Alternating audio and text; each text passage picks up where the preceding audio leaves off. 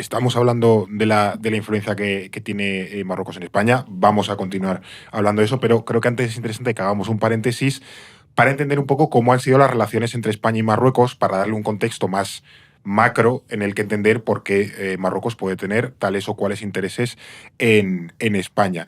No me iría muy lejos, pero sí entender que ha habido épocas mejores o más con mayor distensión y épocas de mayor tensión. Y eso es importante conocerlo. O sea, sobre todo por poner un poco en contexto, y luego Ignacio puede... Porque hay una época que tú y yo no vivimos, Fernando, básicamente. No, claro, como buena parte de la historia. Sois demasiado jóvenes. Claro, pero que yo creo que está muy bien hacer eso para que Ignacio también nos ponga un poco en contexto de pues, cómo fueron los 80, los 90, ¿sabes? Sí. Cuando, o sea, al final es por ver un poco cómo se han generado las interdependencias y también cómo Marruecos se relacionaba con los gobiernos y con la sociedad española en ese momento. Lo primero que tenemos que tener muy presente es que las relaciones actuales se inician con la Marcha Verde. Por poner una fecha, el 75, que se hace con el Franco ya dando los últimos coletazos en la cama. El alma. Claro, aquí el bueno de Hassan II dice, esta es la mía, recordemos, apoyo también de Francia. Alguien... Ojo con los franceses en esto. Sí.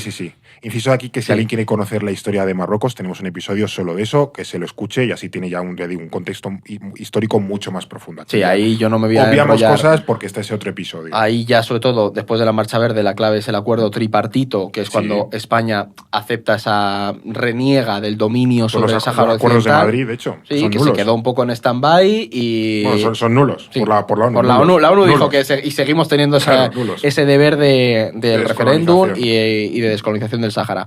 Luego es verdad que los años 80 fueron un periodo en el que las relaciones estaban bastante estancadas, había relaciones diplomáticas, pero no tuvimos una actividad alta hasta finales de década. Pensemos que España estaba básicamente intentando asentar un sistema democrático mirando al mercado europeo. Y entrar en Europa, exactamente. Claro, y la OTAN y todo eso. Pero sí que es verdad que ahí en esa época se empieza a establecer la tradición de que Marruecos sea la primera visita exterior del presidente de España. Y también Hassan II y el rey Juan Carlos tenían buena relación durante estos años. Y podemos decir que este periodo es cuando se empieza a esbozar, también por parte de los socialistas, que ahí yo tengo curiosidad por saber hasta qué punto esta es la simiente de todo lo que vemos hoy en el PSOE.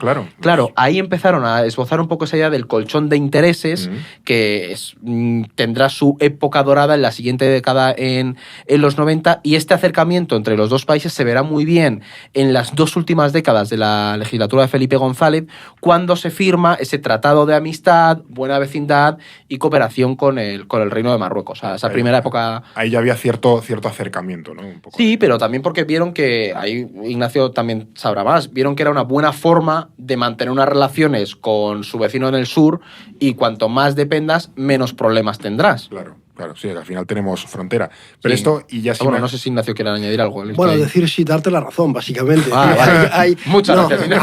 Hay un pensamiento, digamos, el primer pensamiento estratégico se desarrolla con cómo desarrollar la relación con Marruecos, es en tiempos de Felipe González, donde yo diría que, para nombrarles dos diplomáticos, dos pesos pesados de la diplomacia española, Jorge Dezcayar y Miguel Ángel Moratinos, elaboran la teoría, estaba entonces de ministro Francisco Fernández Ordóñez, la teoría de desarrollar el colchón de intereses, es decir, hacer una relación tan estrecha, incluido en lo económico y en lo comercial y en la inversión española, que al final Marruecos si le quiere dar un susto a España, pues eso se acabe convirtiendo en que está tirando piedras contra su propio tejado, que no tenga ningún interés en presionar en exceso, dar sustos a España y que la relación sea sosegada. Bueno, eso ha funcionado más o menos. Yo diría que varía mucho. Hay días, va por días. Es una relación con altibajos, en las que hay épocas en las que va bien y hay épocas en las que va menos bien. Pero incluso en la etapa de Rodríguez Zapatero, que ahora se describe como una época idílica, hubo sus tensiones especialmente en la frontera de Melilla, con bloqueos de la frontera de Melilla, etcétera, etcétera. Hubo sus tensiones.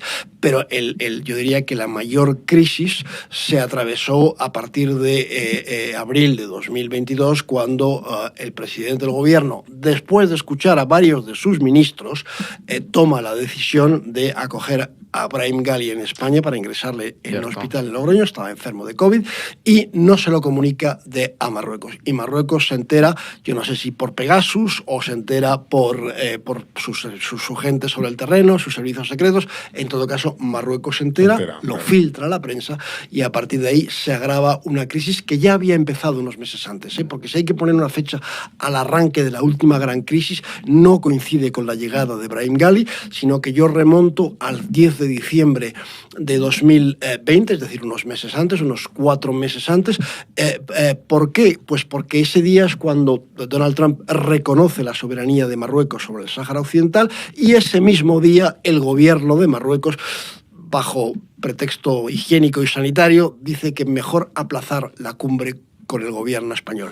¿Por qué la quiere aplazar? Porque quiere que en el próximo comunicado que se elabore al término de la próxima cumbre ya se recoja una frase sobre la autonomía del Sáhara. Claro. En aquel momento el gobierno español no está dispuesto a dar ese paso.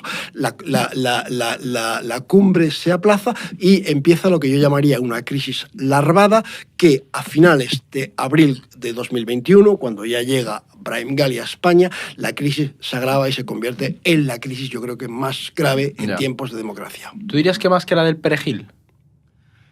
Bueno, le separan 20 años, ¿eh? Sí, bueno, pero por eso claro. Que es tiempo también. Ya que tenemos a Ignacio, bueno, la idea que tenemos de la crisis del islote de Perejil es que los dos países estuvieron a punto de llegar a la guerra. Es una frase que hemos leído y visto en titulares. Yo quizás en aquel momento hubiese pensado eso. Ahora, con la perspectiva histórica que tenemos, sobre todo con todo lo que sabemos de lo que sucedió del lado marroquí, desde luego Marruecos en ningún caso tenía la menor intención de plantear batalla ni guerra por el estilo al gobierno de José María Aznar. Sí calculó muy mal el rey cuál iba a ser la reacción de José María Aznar. Y yo todos los días me pregunto si hoy en día volviera a suceder un episodio parecido, que por ahora no se plantea, ¿cómo reaccionaría el gobierno del presidente Sánchez? Sí, desde luego, aquel caso de Ghali, no sé si provocó, pero desde luego coincide en el tiempo con la salida de una ministra de Exteriores que ha pasado en este podcast. Eso acabó con González Laya sentada aquí. Provocó la salida porque era una exigencia del gobierno de Marruecos para, digamos, iniciar conversaciones con vistas a la normalización de la relación. Hay una reunión en Rabat en julio de 2022 en la que los interlocutores marroquíes, no está Laya, en esa reunión en la que los interlocutores marroquíes exigen... Laya actuó acatando las órdenes del presidente del gobierno, especialmente en el caso de Brahim Ghali. Ahora bien, los interlocutores marroquíes pusieron a precio su cabeza y consiguieron que efectivamente el presidente Sánchez prescindiera de ella como ministra.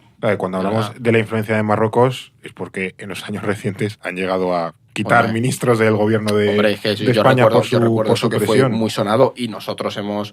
ya nos pillan nuestros talluditos, quiero decir. Y nosotros hemos tenido conversaciones con gente de exteriores sobre eso y no hemos llegado nunca a tener una respuesta más allá de se abrió una ventana de oportunidad con el tema del reconocimiento del Sáhara, que yo recuerdo que hubo reuniones, no se puede... Sí, es como lo de la carta, que más que un ejercicio de transparencia había una ejercicio de filtración de Marruecos. La única respuesta que se ha dado y justificación ha sido esa.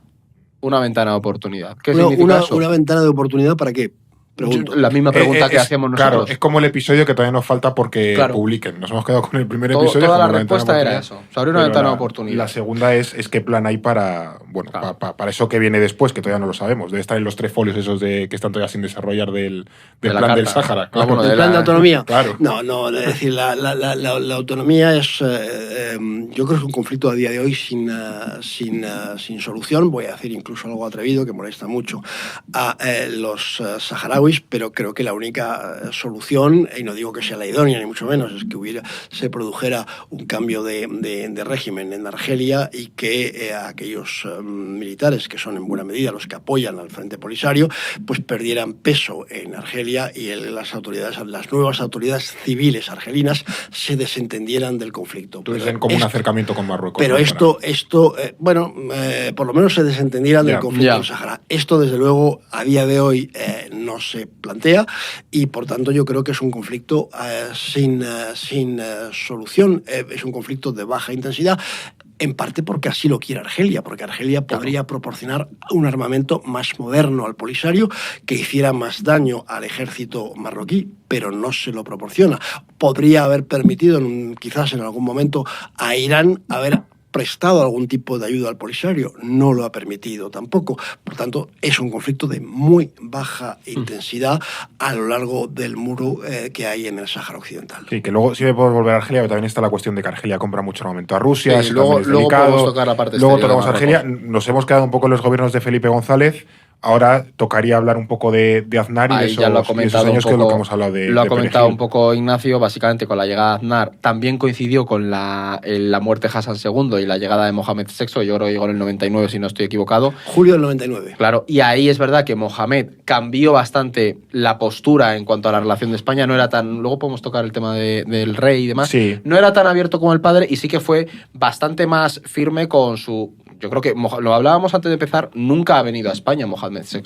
Sí. ¿Ha hecho sí, viaje sí. oficial? Ha hecho, ha hecho 2 viajes a España. Ah, mira. Que es que tú me dijiste, Estábamos extrañaba debatiendo mucho. antes Me de No, empezar. ha hecho extrañaba 2 mucho. viajes a España, uno al poco tiempo de una visita de Estado corta, al poco tiempo de ser rey, creo que fue en 2020, tenía que buscar las fechas, y después una más reciente, con motivo del primer aniversario del 11 de los atentados del 11M. Vale. Hizo una visita de unas horas a Madrid para estar en el primer aniversario.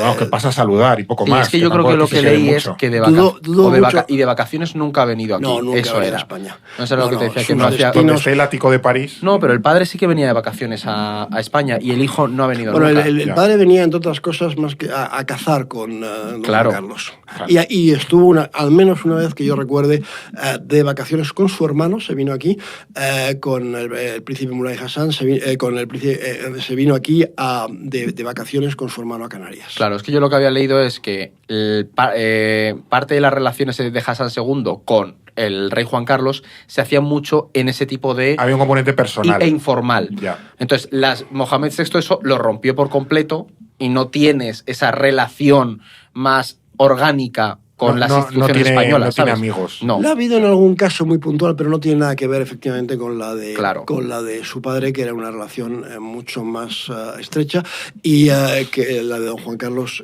primero con Hassan II y después con el propio Mohamed VI. Don Juan Carlos tenía una relación, digamos, más fluida, sin tener la misma relación que su Sí. padre, ni muchísimo menos que la que puede tener hoy el rey Felipe Bueno, y VI. de hecho, Mohamed VI, yo leyendo, retiró al embajador marroquí en el 2001 sin una razón evidente. Antes de toda la crisis del Perejil, como que Aznar ya dijo, hostia, esto hay un nuevo inquilino en Marruecos y no va a ser tan sencillo la relación. Es verdad Bueno, que luego Zapatero ya mejoró la cosa un poco. Lo ha retirado varias veces Claro, por eso. al embajador, sí, efectivamente. Creo que en la etapa de Aznar fue como muy... La última vez fue a la embajadora, con la crisis que tuvimos aquí a raíz de lo de Brahim Ghali, pero también ha habido otros episodios anteriores. Retiró a Omar Aziman, por ejemplo, cuando los reyes de España hicieron, los reyes, me refiero a don Juan Carlos y a doña Sofía, hicieron, creo que fue en 2009, su primera y última visita a las ciudades de Ceuta y Melilla.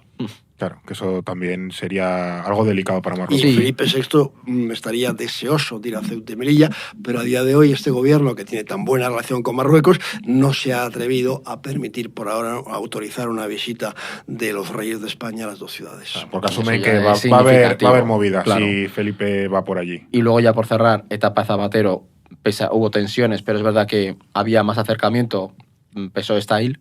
Es decir, la tradición del Partido Socialista es fomentar ese colchón de intereses bastante. Y ahí, y podemos comentarlo con Ignacio, a partir de 2011 sí que hay un cambio, porque Marruecos es verdad que es un país que el régimen resiste a todas las revueltas, las primaveras árabes en Oriente Próximo y el norte de África. Sí. Y ahí lo que vemos es que Marruecos aprieta bastante socialmente a cualquier oposición porque el régimen resiste, se pliega sobre sí mismo y hay un mayor control. Y sí que de ahí en adelante vemos un Marruecos más beligerante y con menos miedo a marcar sus posiciones. Y yo creo que en parte eso es lo que nos ha llevado a una sucesión de tensiones y enfrentamientos con España a nivel diplomático sobre todo, pero que son muchísimo más rápidos y más acumulados en el tiempo.